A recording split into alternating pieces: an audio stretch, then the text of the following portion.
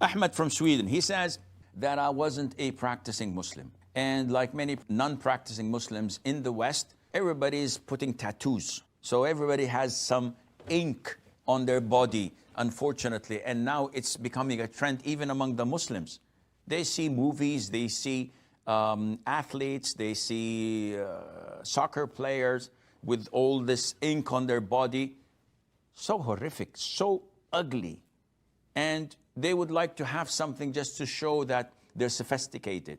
I've seen people memorizing the Quran, Hafiz, who used to be Hafiz, who drifted and shifted and went way, way away from Islam because they listen to their demons.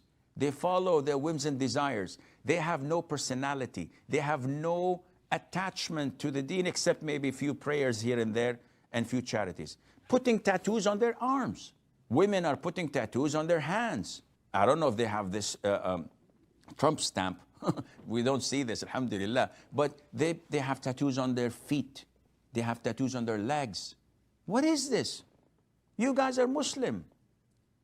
Didn't you know that the Prophet said, alayhi salatu in Abdullah ibn Mas'ud, narrated in the Sahih, that the Prophet ﷺ cursed those tattoo artists and those who have the tattoo done to them?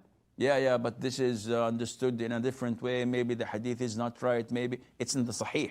Yeah, but this is not logical. So then you have an issue with submission to Allah. Like the issue that Iblis had. Why didn't you prostrate to Adam? I'm better than him. Oh, so you have, it's an attitude problem. So, Akhi Ahmed, the good news is, you, as long as you started practicing and you repented to Allah from these tattoos and you have deep remorse and you're asking Allah for forgiveness, Allah will forgive you. Now, the issue is what to do with these tattoos. I don't know. If medically can be removed, alhamdulillah, and there's no harm on you and you can afford it, then go ahead for it. If not, then there's no problem. It does not impact your salat. It does not impact your purity. But you have to keep it covered all the time so that you would not be a billboard for other Muslims to follow suit.